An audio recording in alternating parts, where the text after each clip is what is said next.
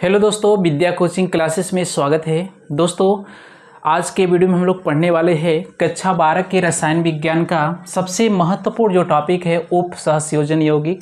दोस्तों आज हम लोग पढ़ेंगे भाग 2। भाग 1 दोस्तों हम लोग पढ़ चुके थे। अगर आप भाग 1 नहीं देखे हैं तो हमारे चैनल के प्लेलिस्ट में जाकर के उस वीडियो को आप देख सकते हैं। दोस्तों भाग 1 में हम लोग पढ़े थे कि उप सहसंयोजन यौगिक किसे कहते हैं और उप सहसंयोजन यौगिक को ही दोस्तों संकुल कहा जाता था।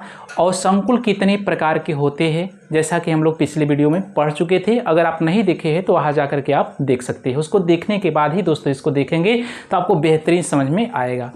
दोस्तों आज के वीडियो में हम लोग पढ़ने वाले हैं उप सहसंयोजन यौगिकों से संबंधित शब्दावलियाँ कौन कौन से हैं। और इस वीडियो में दोस्तों हम लोग कवर करने वाले हैं केंद्रीय धातु परमाणु या आयन और लिगेंड कितने प्रकार का होता है, उनका वर्गीकरण दोस्तों विथ एग्जाम्पल सहित इस वीडियो में हम लोग पढ़ने वाले हैं। इसलिए आप लास्ट तक इस वीडियो में बने रहिएगा। दोस्तों आइए वीडियो को स्टार्ट करते हैं। जैसे पहला दोस्तों है केंद्रीय धातु परमाणु या आयन, सेंट्रल एटम या आयन इसी को कहा जाता है। तो दोस्तों आइए समझते हैं किसी उप सहसंयोजन सत्ता में उपस्थित वह धातु परमाणु या आयन जो निश्चित संख्या में उपस्थित अन्य परमाणु या आयनों के द्वारा निर्मित एक निश्चित ज्यामितीय व्यवस्था में परिबद्ध रहता है, केंद्रीय धातु परमाणु या आयन कहते हैं। यानी कि दोस्तों उप सहसंयोजन सत्ता में जो निश्चित संख्या में अन्य परमाणुओं या आयनों के द्वारा निश्चित ज्यामिति में व्यवस्थित रहता है उसी को दोस्तों केंद्रीय धातु परमाणु कहते हैं।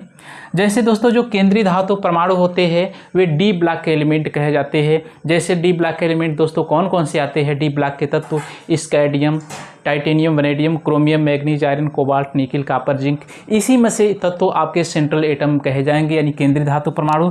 तो दोस्तों आइए समझते हैं केंद्रीय धातु परमाणु। जैसे कुछ एग्जाम्पल लिए हैं तो इस एग्जाम्पल में दोस्तों इससे जो जुड़ा हुआ परमाणु या समूह है यानी कि दोस्तों इसी को क्या कहते हैं, केंद्रीय धातु परमाणु कहते हैं।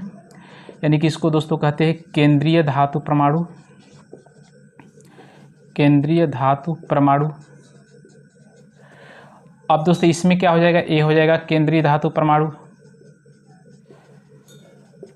और इसमें दोस्तों अगर देखेंगे तो ये हो जाएगा आपका केंद्रीय धातु परमाणु।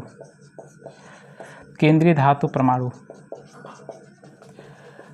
अब दोस्तों याद रखिएगा जो केंद्रीय धातु परमाणु होते हैं ये इलेक्ट्रॉन युग्म को ग्रहण करते हैं यानी कि दोस्तों ये दाता होते हैं, ये ग्राही होते हैं। और इससे जो जुड़ा हुआ अन्य परमाणु या समूह दोस्तों जो होता है इसको क्या कहते हैं, लिगेंड कहते हैं, जैसा कि हम लोग दूसरे नंबर पर पढ़ेंगे। अगर दोस्तों इसका ज्यामितीय संरचना बनाए, जैसे इसका अगर बनाना चाहे तो यहाँ से दोस्तों हम बना सकते हैं। जैसे स्क्वायर ब्रैकेट आपका हो गया, यहाँ पर दोस्तों K2 है और यहाँ पर निकिल है और निकिल के साथ कितना CN जुड़ा हुआ है, 4 CN है। तो NC और यहाँ से CN और CN। NC इसलिए लिखे क्योंकि जो आपका निकिल केंद्रीय धातु परमाणु हो उससे नाइट्रोजन जुड़ा होता है। तो दोस्तों अगर इसका स्ट्रक्चर बनाएंगे तो यहाँ से इस टाइप का उप सहसंयोजन बंध के द्वारा जुड़ा होता है। और एक उप सहसंयोजन बंध में कितने इलेक्ट्रॉन होते हैं, 2 इलेक्ट्रॉन होते हैं। यानी दोस्तों जो लिगेंड होता है वो ग्राही इलेक्ट्रॉन का काम करता है और जो आपका केंद्रीय धातु परमाणु होता है वह दाता का काम करता है यानी कि इलेक्ट्रॉन को ग्रहण करता है। उसी को दोस्तों कहते हैं केंद्रीय धातु परमाणु। और केंद्रीय धातु परमाणु दोस्तों होता है डी ब्लॉक के तत्व। डी ब्लॉक के जो तत्व होते हैं उसी को दोस्तों कहा जाता है आपका केंद्रीय धातु परमाणु। तो आई होप कि आपको समझ में आ गया होगा। अब आइए समझते हैं लिगेंड क्या होता है। उप सहसंयोजन यौगिकों में केंद्रीय धातु परमाणु या आयन से जुड़ा हुआ अन्य परमाणु या समूह को ही क्या कहते हैं, लिगेंड कहते हैं। दोस्तों अगर इस चैप्टर में आप लिगेंड याद कर लेते हैं तो लगभग 99% इस चैप्टर को आप कवर कर लेंगे। इसलिए दोस्तों लिगेंड वाला जो टॉपिक है बहुत ही मोस्ट इंपॉर्टेंट है। लिगेंड में आपको क्या क्या पढ़ना है, लिगेंड कहते किसे है, लिगेंड का वर्गीकरण, लिगेंड कितने प्रकार के होते हैं। और उसमें भी दोस्तों अगर देखेंगे तो लिगेंड दाता परमाणु के आधार पर कितने प्रकार के होते हैं। जैसे एक दंतुक लिगेंड हो गया, द्विदंतुक लिगेंड हो गया, बहुदंतुक लिगेंड। एक दंतुक का मतलब होता है जिस लिगेंड के पास एक दाता परमाणु होता है उसे एक दंतुक लिगेंड, जिसमें 2 दाता परमाणु होते हैं द्विदंतुक लिगेंड, जिसमें 3 या 3 से अधिक होता है उसे बहुदंतुक लिगेंड कहते हैं। तो आइए समझते हैं कि लिगेंड होता क्या है। केंद्रीय धातु परमाणु से जुड़ा हुआ अन्य परमाणु या समूह जो होता है उसी को क्या कहते हैं, लिगेंड कहते हैं। ये तो आपको पता है कि ये जो ब्रैकेट होता है इसी को कहा जाता है उप सहसंयोजन संयोजन मंडल कहते हैं, उप सहसंयोजन मंडल कहते हैं। और इसके अंदर जो ए वाला भाग है CO जो है इसको कहा जाता है केंद्रीय धातु परमाणु। इसको क्या कहते हैं, केंद्रीय धातु परमाणु, इसको केंद्रीय धातु परमाणु। और केंद्रीय धातु परमाणु से जुड़ा हुआ अन्य परमाणु या समूह होता है इसी को दोस्तों कहते हैं लिगेंड। इसी को क्या कहते हैं, लिगेंड। अगर पूछा जाए कि इस यौगिक में कितने लिगेंड है तो NH3 की संख्या दोस्तों कितना है, 4 है, तो लिगेंडों की संख्या इसमें कितना हो जाएगा, 4 हो जाएगा। इसी तरह से दोस्तों COCl और NH3 का 5 के पावर 2 प्लस चार्ज, इसमें भी अगर दोस्तों देखेंगे तो 2 प्रकार के लिगेंड यहाँ पर जुड़ा हुआ है, एक Cl लिगेंड है और एक है NH3 लिगेंड। तो इसमें दोस्तों कितने लिगेंड जुड़ा है, एक Cl हो गया और 5 NH3 हो गया, कुल 6 लिगेंड जुड़ा हुआ है। इन दोनों को दोस्तों क्या कहेंगे, लिगेंड कहेंगे। इन दोनों को क्या कहेंगे, लिगेंड कहेंगे। और इसमें लिगेंडों की संख्या कितना है, 6 लिगेंड जुड़े हुए हैं।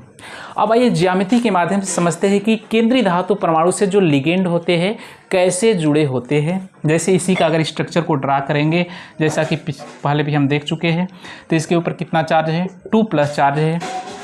और जो केंद्रीय धातु परमाणु होता है बीच में होता है, और यहाँ पर दोस्तों आपका होगा H3N हो जाएगा, और यहाँ पर भी H3N, N जुड़ा होता है इसलिए H3N लिखे हैं।